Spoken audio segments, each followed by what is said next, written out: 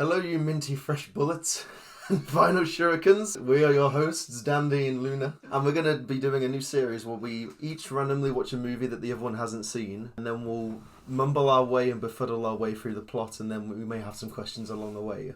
So we're going to start with one that Luna's watched first, and I'm going to sit back in my armchair and we'll see how this goes for a first episode. Yeah, so our first episode is Black Tight Killers, a Japanese movie from 1966. Okay. Which is a pink film. I hadn't heard of this before you went to see it. You hadn't heard of this before you went to see it. I had not. So pink films are sort of Japan's version of the sexploitation film. Okay. There were scenes in which someone was naked, but it was always they were tastefully covered by lighting and that sort of things in this specific movie. Not true of the director's later stuff, but Black Tie Killers was before that. If I were to sum up this movie in a sentence, I would say, and then they got kidnapped. Because every major plot beat was caused by somebody getting kidnapped. Right, okay. So the movie is about Hondo-san, who is a war photographer. Okay. The movie opens with him in presumably Vietnam from the time period that the movie is set in, with the Americans taking photos of the Americans being, at war with the Vietnamese. Yeah.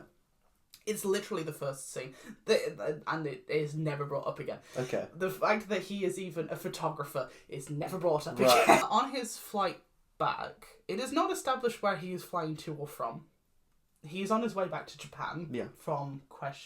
Could be from the States, who knows. He meets an air stewardess. Okay. The way she is established is that she brings him his clothing that she has cleaned for him. He appears to have been sat on the plane naked, I'm not sure, under a blanket. Okay.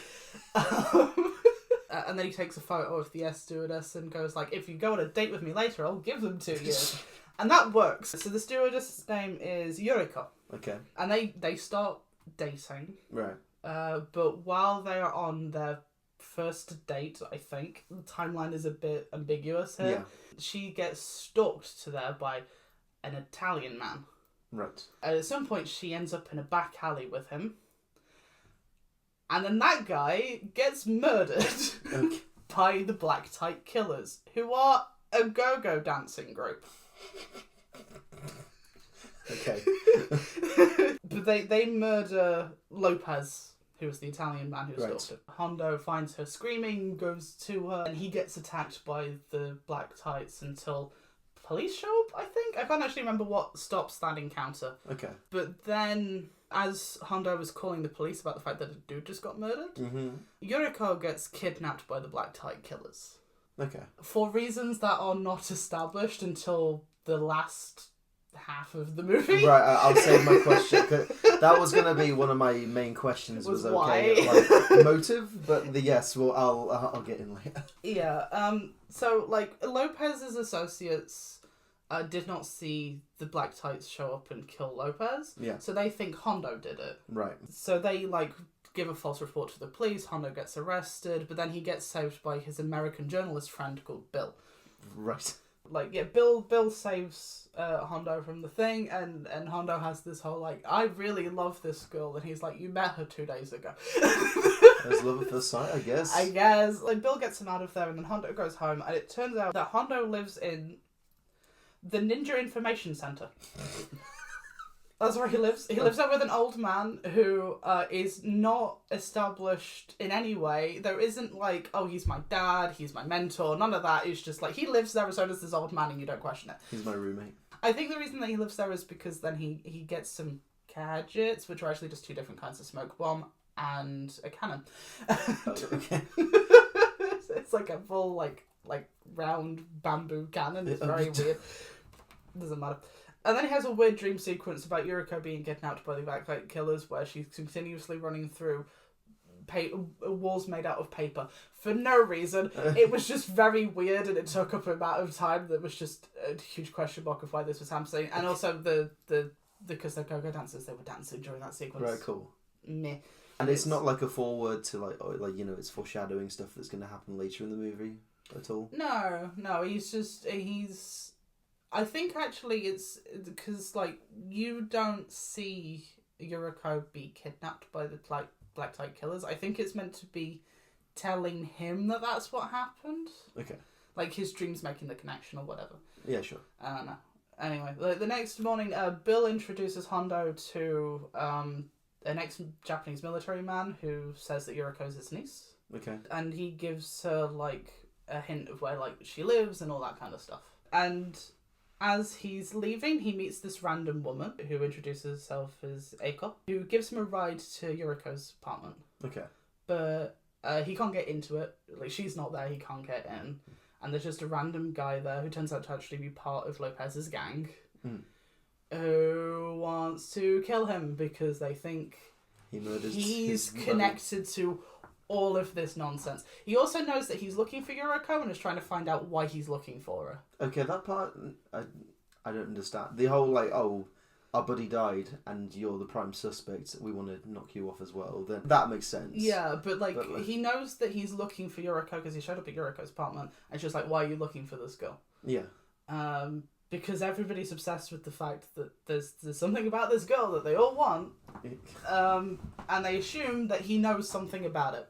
Okay. Or that he's working for somebody who does blah, blah, blah. But yeah, he gets jumped by the gang, but Eiko comes back and helps him. Yeah. And she claims that she just ran away from home and she's got nowhere to live. So he brings her back to his place. Okay. And then they have sex. Right. During the sex, she uses a ninja technique called the octopus pot. I'll let you imagine what it is. Go on. Sorry. How the hell do they represent that? It is heavily implied. The way that he gets out of it is by setting off a laughing gas container. and because she's laughing, she can't hold it tight anymore and he escapes.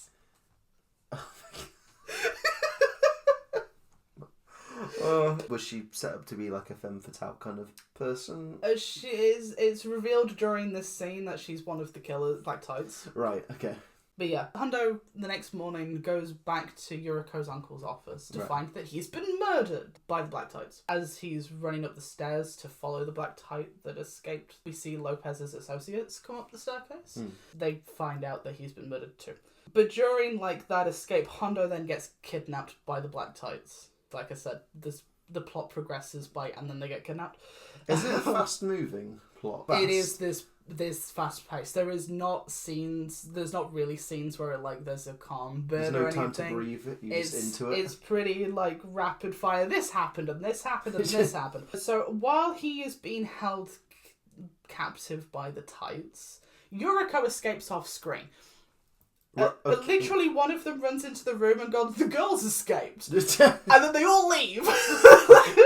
They all leave except for one who stays behind. And then he escapes and takes that one girl with him. Forces her to drive a car for him. At which point they get chased by Lopez's gang. And he bails out thinking that they'll stop chasing her and they'll go after him. Okay. Doesn't work. They immediately blow up the car and fucking kill her. This is the first part of the thing that becomes an established trait in this movie. We'll see if you notice what it is. Okay. And while he's randomly walking after bailing out of that car, he just finds Yuriko on the street. Right. Okay. She's just there.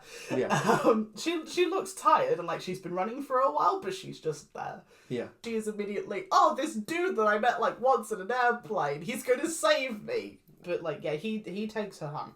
Okay. And then she gives a whole exposition drop that's done through random crossfade transitions. It's really strange when you're watching it because it's just they're just making dinner or something, but it's a bunch of crossfade transitions while they're making dinner. It's very weird. But anyway, she whole exposition dump. Right. First of all, the guy that claimed to be her uncle wasn't her uncle at all. Right. He was just one of the father's associates. Her father used to work for the military. Right. The military confiscated a bunch of gold from the people of Okinawa for the war effort from World War II. And then they never gave it back. Everybody thinks that her father stole that gold. Okay. And the guy claiming to be her uncle killed her father for the location of the gold, but never found it, and assumed that Yuriko knew where the gold was buried, even though she was 5 at the time. So, no. No. No. Like, it doesn't know shit. Yeah. The only thing she's got from her father is his diary. Yeah. Yeah, and like this guy had been harassing her and her mother for years to try to find this Okinawan gold. Yeah. So Hondo goes to her apartment in order to pick up the diary in case there is something in there. Okay. The main thing that he finds is written in the inside of the front cover is render onto Caesar what is Caesar's. Basically, that translates to pay your fucking taxes.